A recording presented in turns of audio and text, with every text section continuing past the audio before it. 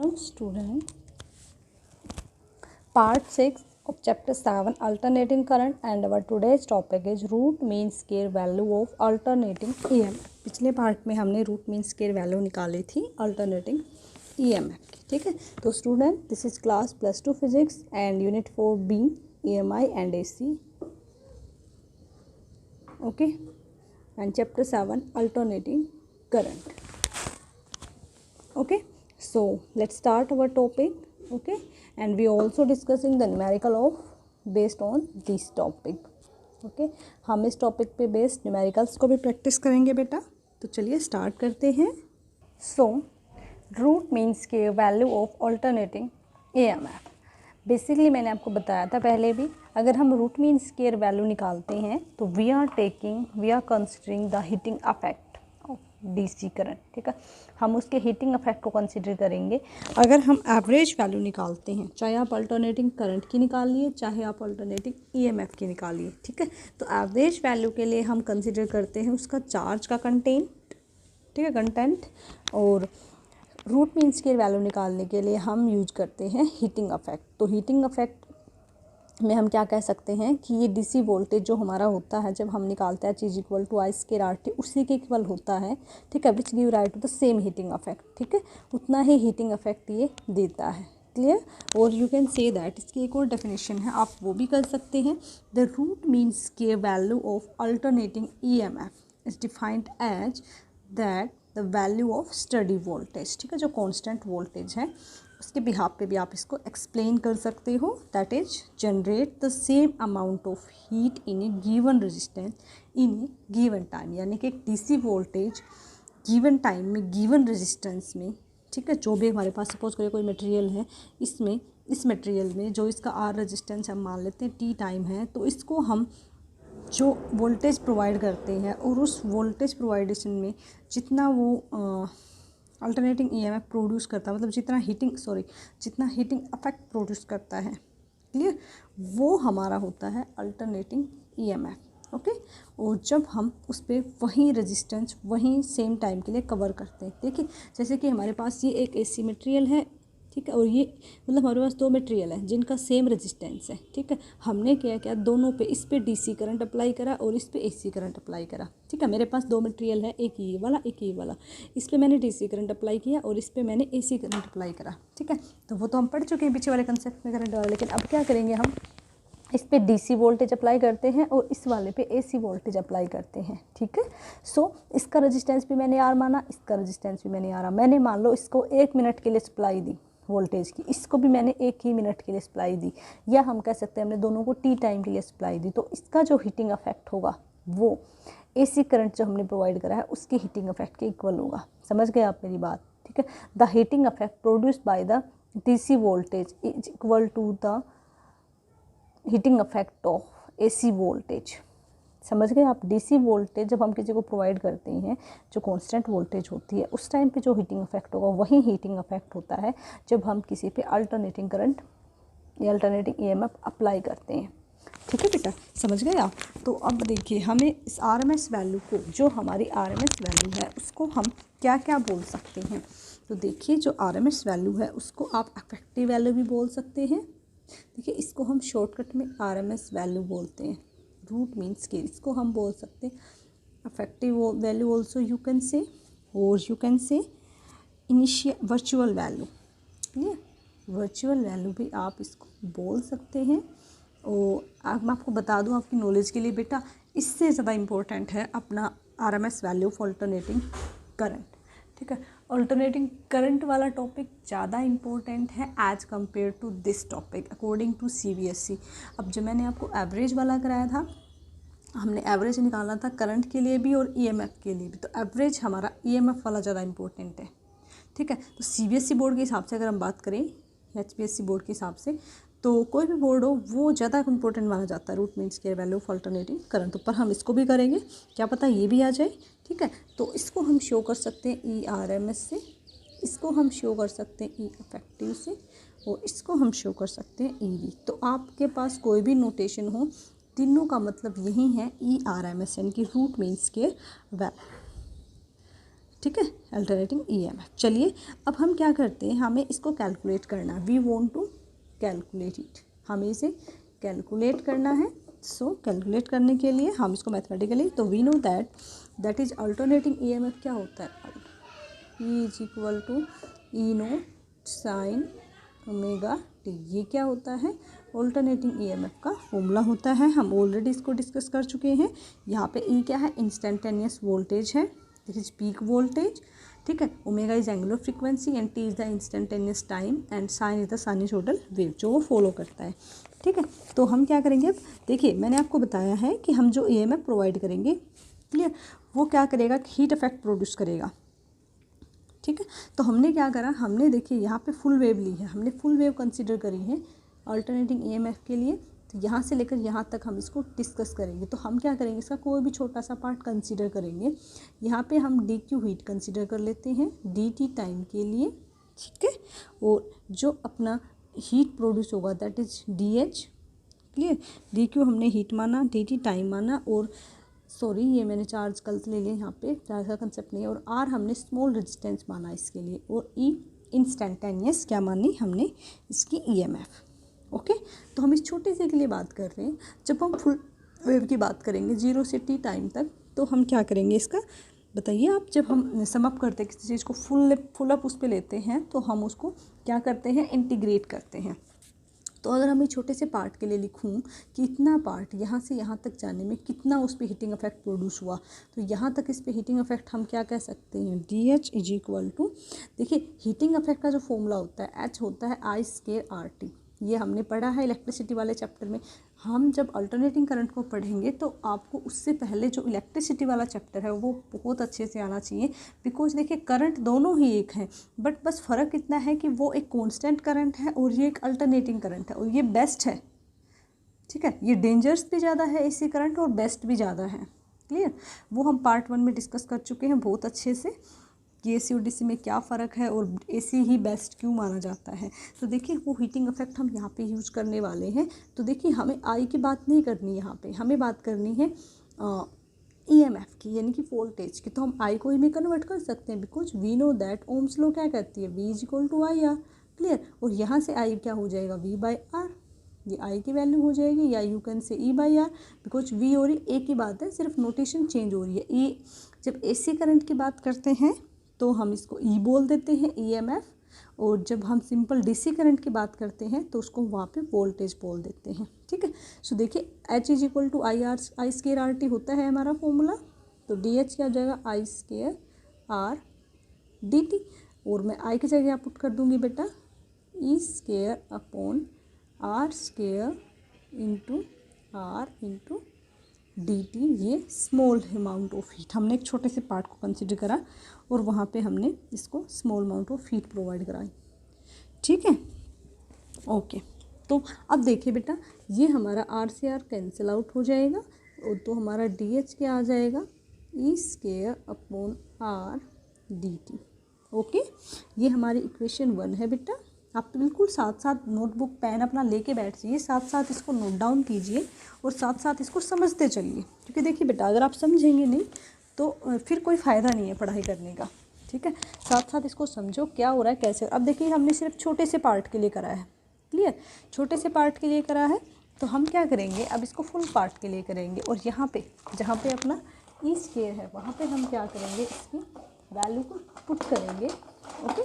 ये देखिए यहाँ पे हम क्या करेंगे, इक्वेशन 1 का यूज करते हुए इस वैल्यू को यहाँ पे पुट कर देंगे। तो हमारा डी एच क्या आ जाएगा, ठीक है, D H is equal to E naught square sine square omega T D T upon R. तो ये तो कॉन्स्टेंट टर्म है, जो ये वाली हमारी टर्म है ये क्या है, कॉन्स्टेंट, इसको हम साइड में रखेंगे। तो चलिए हम करते हैं इंटीग्रेशन बोथ साइड, ठीक है। और फ्रॉम कहाँ से कहाँ तक करेंगे, 0 टू टी, बिकॉज हम अब फुल साइकिल की बात कर रहे हैं, ठीक है। तो टोटल अमाउंट ऑफ हीट, तो अब हम क्या करेंगे, क्या निकालेंगे, total amount of heat produced, ठीक है, इन रेजिस्टेंस आर, क्योंकि हमने जो भी मटेरियल लिया है उसका रेजिस्टेंस क्या माना है, आर माना है, चलिए, तो ये क्या हो जाएगा, जब हम इसका इंटीग्रेशन करेंगे तो ये आ जाएगा आपका h, और ये हो जाएगा E naught square by are को बाहर ले लेते हैं, sign square omega T D T, और टाइम कहाँ से कहाँ तक, लिमिट हमेशा मिनिमम टू मैक्सिमम। देखिए मिनिमम कहाँ से कहाँ चले हम, 0 से, और फाइनली कहाँ पहुँचे हैं t, तो लिमिट कहाँ से कहाँ तक रहेंगी, 0 से t, बिकॉज हम फुल टाइम की बात कर रहे हैं। तो आपका हो जाएगा ये h is equal to E naught square upon R. और देखिए साइन स्केयर ओमेगा टी को डायरेक्ट सोल्व करना नहीं, डायरेक्ट नहीं सोल्व कर सकते, तो हम साइन स्केयर जगह फॉर्मूला पुट कर देंगे 1 minus cos 2 omega T, because 1 minus cos, ये फॉर्मूला होता है बेटा साइन स्केयर थीटा का, 1 माइनस कोस 2 थीटा अपॉन 2, ठीक है, इनटू में डी टी, और हमने इसका कर दिया इंटीग्रेशन 0 से t। अब 2 को बाहर ले लेते हैं, कांस्टेंट टर्म है, सोल्व करना इजी रहेगा। तो ये हो जाएगा आपका E naught square by R by 2r, ठीक है। बाकी सारा सिस्टम अंदर रहेगा, क्या हो जाएगा देखिए 0 से t। अब हम क्या करेंगे, लिमिट्स को अंदर लेके जाएंगे, तो 1 इंटू डी टी माइनस 0 से t। मैं आपको आपके कंसेप्ट अच्छे से बता रही हूँ बेटा, ताकि आपको कहीं पर भी ना यही ना लगे कि कौन सी चीज़ कहाँ से आ गई, अदरवाइज़ मैं भी फास्ट कर सकती हूँ, ठीक है। बट मेरे को ये है कि बच्चे को समझ में आना चाहिए कि कहाँ से कैसा हो, उसको यूँ ना हो कि मुझे तो पता ही नहीं चला कि टीचर ने कहाँ से क्या करा। देखिए आपके कंसेप्ट अच्छे से करना है, ठीक है। सो ई नोट स्केयर, तो ये आपका सेम रहेगा, और ये क्या हो जाएगा t आ जाएगा, इसका इंटीग्रेशन जब हम करेंगे 0 से t माइनस, और इसका क्या हो जाएगा साइन 2 ओमेगा टी, है ना। कोस का क्या होता है, साइन 2 ओमेगा टी होता है ना, है ना। इसका हम पहले भी कर चुके हैं वहाँ पे जब हमने किया था, आपको याद हो, ओके। और देखिए साइन 2 कोस का साइन हो जाएगा, और इस वाले पार्ट का क्या हो जाएगा, इस वाले पार्ट को हम सोल्व करेंगे तो 2 ओमेगा नीचे आ जाएगा, ओके। और लिमिट कहाँ से कहाँ तक, 0 से t रहेंगी, ओके। तो ये आपका आ जाएगा E naught square upon 2r, और ये हो जाएगा t, ठीक है, माइनस, और इस पार्ट को हमने पहले भी सोल्व किया, बट मैं आपको दोबारा से बता दूँ, कोई बात नहीं। तो ये हो जाएगा sine 2 omega T upon 2 omega, ठीक है, और माइनस साइन 0 हो जाएगा, क्योंकि ये तो 0 पुट करेंगे लोअर लिमिट, तो साइन 0 तो 0, ठीक। अब यहाँ पे हम वैल्यू पुट करें, तो इसकी मैं आपको एक बार साइड में करके दिखा देती हूँ, ठीक है। वेयर इज पेंसिल, ये, हाँ जी, देखिए sine 2 omega T upon 2 omega ये है। तो ओमेगा टी को हम क्या लिख सकते हैं बेटा, आपको देखिए ओमेगा का पता है 2 पाई अपॉन टी होता है, ठीक है। तो ओमेगा टी को हम क्या लिख सकते हैं, 2 पाई, है ना। तो मैं यहाँ पे क्या करूँगी, sine 2 into 2 pi upon 2 omega, ठीक है। 2 पाई क्या हो जाएगा, 2 इंटू 2 4, तो साइन 4 पाई अपॉन 2 ओमेगा। अब आपको पता है कि जो साइन होता है, साइन पाई 2 पाई 3 पाई 4 पाई, जो भी साइन की मतलब ऐसे वैल्यू जो होती है उनकी वैल्यू क्या होती है, 0 होती है ना। तो आप जब यहाँ पे हमें कुछ करने की ज़रूरत नहीं है फालतू में, आपको पता है कि साइन 4 पाई है तो इसकी वैल्यू 0 होती है। तो डायरेक्ट हम क्या करेंगे, हमारे ये वाला पार्ट, इस वाले पार्ट और इस वाले पार्ट को, ये दोनों पार्ट क्या हो जाएंगे हमारे 0 हो जाएंगे, ठीक है। ये पार्ट हमारे क्या हो जाएंगे 0, तो हमारे पास सिर्फ t बचेगा, ठीक है। 0 कैसे हुआ आपको समझ आ गया अच्छे से, ओके। तो ये हमारा पार्ट 0 हो जाएगा। तो हमारे पास देखिए जो h आ जाएगा, h क्या हो जाएगा, h is equal to E naught square 2r into T. ये आ गया हमारे पास हीटिंग इफेक्ट, ठीक है। h की वैल्यू आ गई, देखिए ये तो हमने फाइंड आउट करी है, ठीक है। चलिए अब हम मान लेते हैं if E V is the RMS value of alternating EMF. देखिए हमने पहले भी करा था, मैंने आपको पहले भी बताया है, आप अपनी मर्ज़ी से ये मानिए ये, लेकिन आपकी जो नोटेशन है उसमें इसको फॉलो कर रखा है, तो हम इसी को फॉलो करते हैं। हमने माना लेट ई वी क्या है, हमारी effective RMS value of alternating EMF. ये स्टैंडर्ड आरएमएस वैल्यू है ऑफ अल्टरनेटिंग ईएमएफ, ठीक है। अल्टरनेटिंग ईएमएफ की हमने ये आरएमएस वैल्यू मानी, ओके। तो amount of heat produce in the same resistance of the same time, तो यहाँ पे इसमें जो अमाउंट ऑफ हीट कितनी प्रोड्यूस होगी वो हो जाएगी एच इज इक्वल टू, ठीक है, E V square T upon R, ठीक है।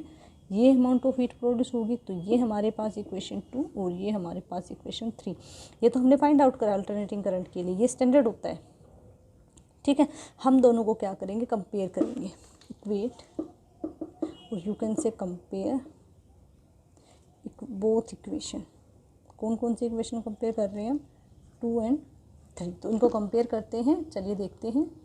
हाँ जी, तो ये हो जाएगा E naught square T upon 2r, और ये हो जाएगा आपका E square V T upon R. तो देखिए क्या हो जाएगा आपका, आर से आर कैंसिल हो जाएगा, टी से टी कैंसिल हो जाएगा, और हमारे पास आएगा E naught square upon 2 is equal to E square V. Value तो हमें इसकी निकालनी है, तो हम इसको क्या लिख सकते हैं, ई वी का square is equal to E naught square upon 2, ठीक है। या आप इसको लिख सकते हैं, या हम इसको क्या लिख सकते हैं, E V is equal to E naught upon √2, ये भी इसकी ही वैल्यू है। या आप इसको बोल सकते हैं, अगर हम क्या करें, इसको √2 से ही मल्टीप्लाई कर दें, ठीक है। इसको हम क्या कह सकते हैं, √2 से ही, यानी कि हम E V is equal to E naught upon √2 multiply by √2 divide by √2, तो ई नोट इंटू 1.414 अपॉन 2, इसको इससे डिवाइड करेंगे, then we are getting 0.707 E naught. तो ई वी की एक और वैल्यू हमारे पास निकल के आई, क्या वैल्यू निकल के आई, 0.707 ई वी, ठीक है, सॉरी ई नो। ये क्या है हमारी आरएमएस वैल्यू, और ये क्या है हमारी peak value. This is the relation between the RMS value and peak value. Numericals में आपको काफ़ी हेल्प करेगा ये कंसेप्ट, तो आपको बहुत अच्छे से आना चाहिए। सो यू कैन से the RMS value of alternating EMF is 0.707 times the peak value of alternating EMF, ठीक है।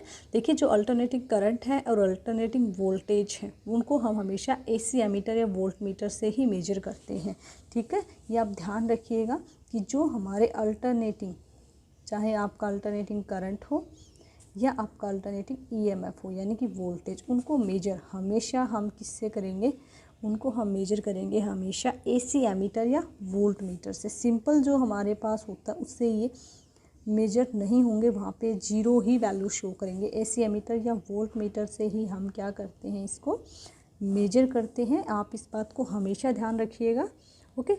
और इनको हम क्या कहते हैं, हॉट वायर इंस्ट्रूमेंट भी कहते हैं, ठीक है।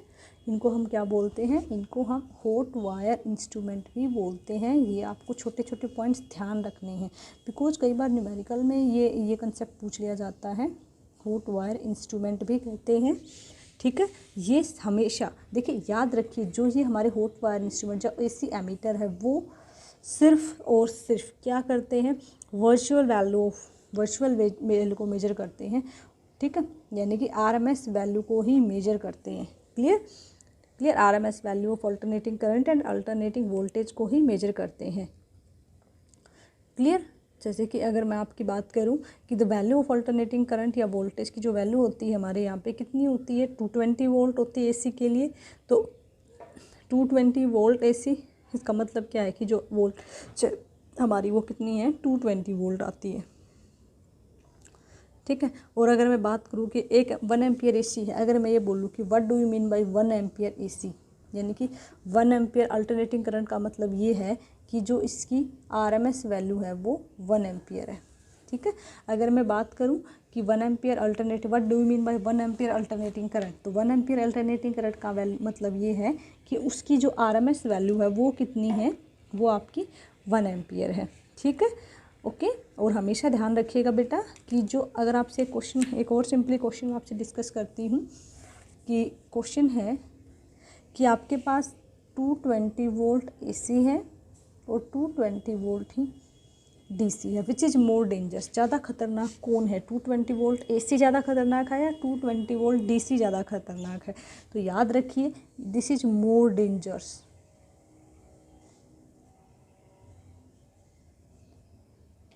ठीक है, ये ज़्यादा खतरनाक है। सो 220 volt AC is more dangerous than 220 volt DC, because 220 volt AC has peak value, because इसके पास क्या होती है, पीक वैल्यू होती है, क्लियर, मैक्सिमम वैल्यू हो सकती है क्योंकि इसका तो फिक्स रहेगा, इसका तो चेंज ही नहीं होगा, लेकिन इसके पास क्या होती है, पीक वैल्यू होती है और वो कितनी होती है, √2e_v। यानी कि आप क्या कह सकते हो कि 220 तो है ही और उसको √2 से मल्टीप्लाई करो, है ना, ठीक है। तो मतलब इसकी जो पीक वैल्यू होगी वो सिर्फ 220 नहीं होगी, उसको इससे मल्टीप्लाई करो तो आप ये देखो इसकी जो वैल्यू है ना वो 311 के आसपास आएगी। यानी कि कहने को 220 है एसी, लेकिन ये मैक्सिमम कहाँ तक जा सकती है इसकी वोल्टेज 311 वोल्ट तक जा सकती है।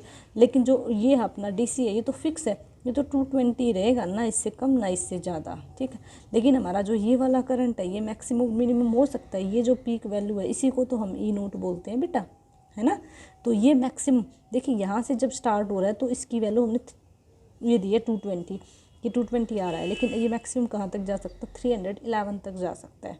तो इसलिए ये ज़्यादा खतरनाक है, ठीक है, समझ आ गया। तो चलिए अब हम एक न्यूमेरिकल प्रैक्टिस कर लेते हैं ताकि आपको ये कंसेप्ट और अच्छे से क्लियर हो जाए। Okay, what will be the instantaneous voltage, what will be instantaneous voltage आपको निकालनी है, ठीक है, वोल्टेज फॉर एसी सप्लाई। तो आपको डिफरेंस समझ में आ रहा है एसी में और डीसी में, ठीक है, for AC supply of 220 volt and 50 hertz. Okay, तो देखिए बेटा हमें क्या निकालना है, इंस्टेंटेनियस वोल्टेज। यानी कि इंस्टेंटेनियस वोल्टेज का मतलब ये है कि आपको निकालना है ई, है ना, आपको क्या निकालना है, ई निकालना है। और देखिए एवरेज वैल्यू आपको दे रखी है, ठीक है। यानी देखिए अभी मैंने आपको बताया था अगर आपको जो वोल्टेज गिवन है इसका मतलब वो क्या दे रखी है, मैं आरएमएस वैल्यू है, तो इसका मतलब हमें ये आरएमएस ई आरएमएस यानी कि ई वी कितना दे रखा है, 220 वोल्ट, ठीक है। और ये क्या दे रहा है, 50 हर्ट्ज क्या होती है, हमारी फ्रीक्वेंसी होती है, कितनी दे रखी है, 50 हर्ट्ज फ्रीक्वेंसी दे रखी है। अब देखिए अब वी नो दैट, हमें पता है ई क्या होता है, √2 ई नोट, ये इन दोनों का रिलेशन है ना, ये आपको पता है ना। ई नोट सॉरी ई रूट क्या होता है, ये मैंने उल्टा लिख दिया, ओके दैट्स बाय मिस्टेक यार।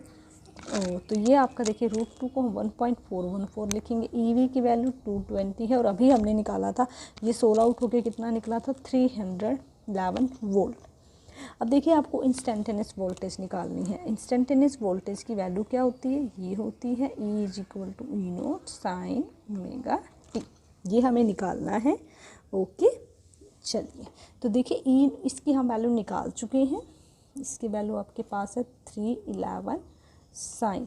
ओमेगा को हम क्या लिख सकते हैं, ओमेगा को हम लिख सकते हैं 2π/t। और देखिए 1/t को हम क्या कह सकते हैं, 1/t को आप कह सकते हैं म्यू फ्रीक्वेंसी, बिकॉज आपको पता है जो फ्रीक्वेंसी होती है 1/t होती है। तो मैं इसको ओमेगा को क्या लिख सकती हूँ, 2π म्यू लिख सकती हूँ। तो इसको मैं लिख दूँगी 2π म्यू टी। तो इसकी वैल्यू आपको गिवन है ना, है ना।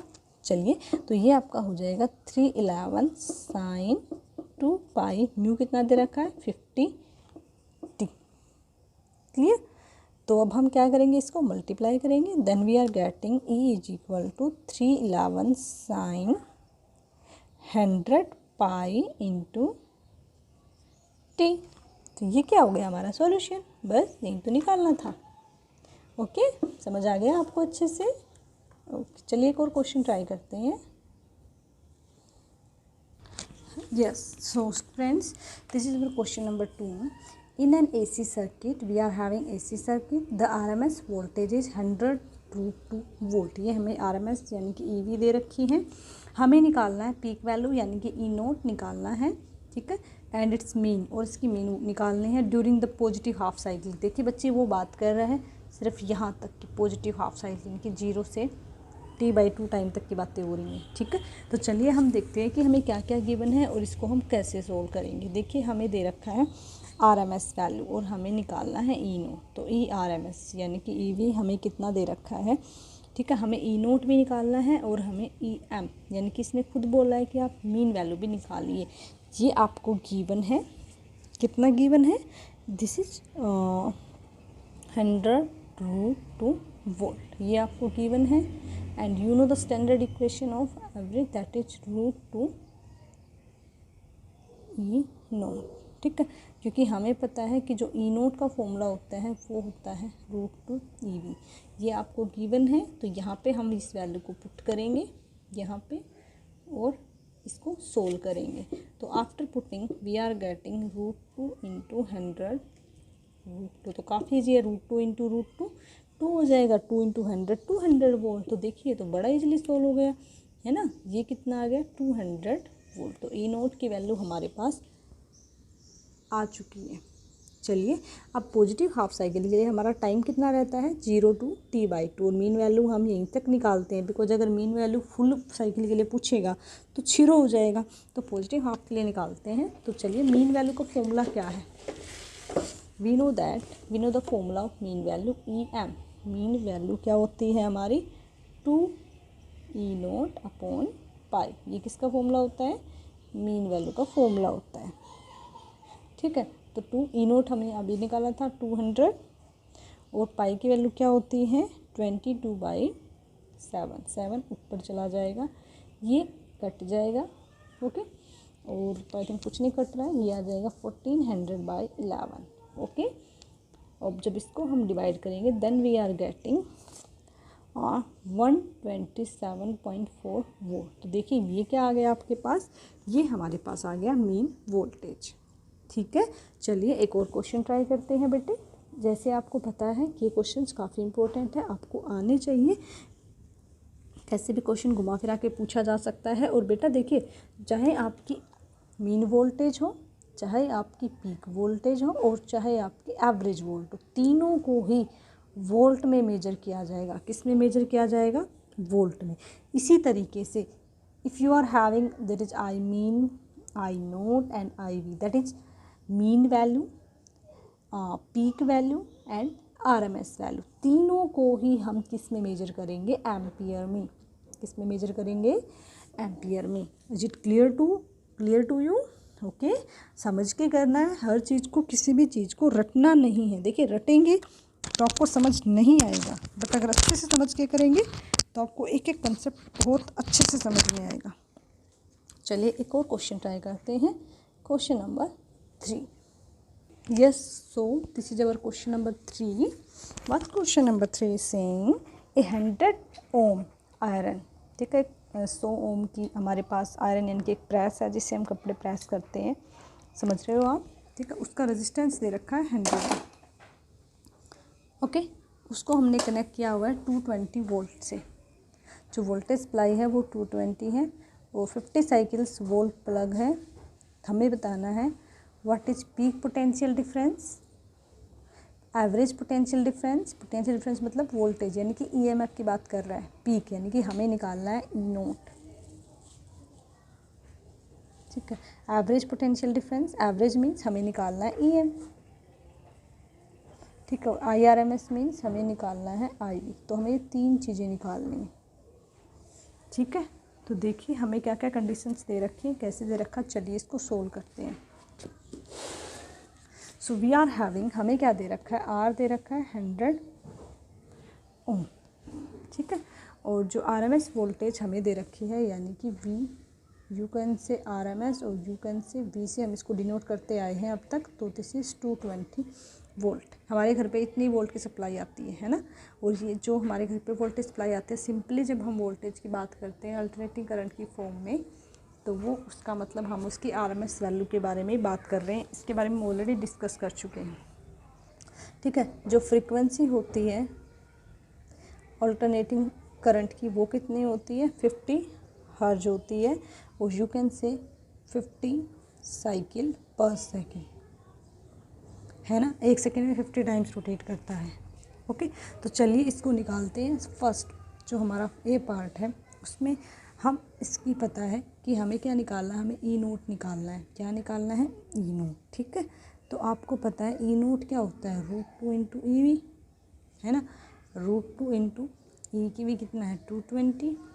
तो इसको हम वैल्यू पुट करेंगे 1.414 × 220, दोनों को मल्टीप्लाई करेंगे। मल्टीप्लाई करने के बाद आपको पता है कई बार हम कर चुके हैं 3110.08। और यू कैन से जो पीक वैल्यू आएगी 311, और इसको आप याद भी रखें, हमारे घर पे जो सप्लाई आती है वो 220 की आती है, लेकिन जो मैक्सिमम वोल्टेज हम गेन करते हैं, जो गेन करते हैं हमारे जो मटेरियल्स जो हम यूज़ कर रहे हैं वो 311 वोल्ट तक करते हैं। ठीक है, इसका बी पार्ट करते हैं। तो बी पार्ट में हमें देखिए क्या निकालना है, हमें निकालना है EM। ठीक है, क्या निकालना है हमें, EM। तो वी नो दैट EM का फॉर्मूला यानी कि mean value, it means average value हम निकालेंगे, और उसका फॉर्मूला होता है 2E0 अपॉन पाई। तो सिंपली E0 की वैल्यू पुट करेंगे, 2 × 311 अपॉन 22 × 7, इनकी मल्टीप्लाई करेंगे, क्या हो जाएगा 14 × 311 upon 22। So after multiplying we are getting 4354 and this is divided by 22। 22 से जब इसको डिवाइड करेंगे तो हमें मिलेगा 197.9 वोल्ट। सो ये हमारे पास आ चुकी है मीन वैल्यू। ठीक है, अब हमें निकालनी है IV। क्या निकालना है आपको, IV। ठीक है, तो we know that according to Ohm's law क्या होता है, EV अपॉन R, है ना। तो हमारे पास बड़ा इजली निकल जाएगा। देखिए IV निकालना है, EV की वैल्यू कितनी गिवन है इसमें, 220 वोल्ट है, तो 220, और रेजिस्टेंस कितना गिवन है 100। आप है ना ये देखा करें क्वेश्चन में कि हमें क्या क्या गिवन है। ठीक है, 11/5 हो जाएगा, और ये आपका सोल होके आएगा 2.2 एम्पियर। तो ये हमारे पास आ गई इसकी RMS वैल्यू। क्या आ गई इसकी, ये RMS वैल्यू आ गई। ठीक है, आपको समझ में आ रहे हैं सारे कॉन्सेप्ट्स अच्छे से, बेटा बहुत अच्छे से करना है और बहुत ध्यान से करना है, हमें किसी भी क्वेश्चन को लेफ्ट नहीं करना है, हर चीज़ को अच्छे से समझते हुए करना है। ठीक है, तो चलिए एक लास्ट क्वेश्चन ट्राई कर लेते हैं, then we have to finish it. हाँ जी, so this is our question number 4। What is time required for 50 hertz alternating current to change its value from 0 to RMS value. ठीक है, हमें क्या निकालना है, हमें टाइम निकालना है। ठीक है, और जो फ्रीक्वेंसी है हमारी 50 हर्ट्ज दे रखी है, ओके, और जो टाइम निकलेगा वो कहाँ से कहाँ तक बोल रहा है ये, कि जब हमारा करंट चेंज हो from 0 to RMS value. Okay, so देखिए आपको पता है जो स्टैंडर्ड हमारा EV होता है, मीन्स जो एवरेज वैल्यू, ये RMS वैल्यू होती है जो हमारे इंडिया में फॉलो होती है, दैट इज़ 220 वोल्ट, और जो फ्रीक्वेंसी है हमारे यहाँ पे स्टैंडर्ड है 50 हर्ट्ज, यानी कि यू कैन से 50 साइकिल पर सेकेंड। ओके, चलिए तो यहाँ से देखिए हमें E निकालना पड़ेगा, जो इंस्टेंटेनियस वोल्टेज है।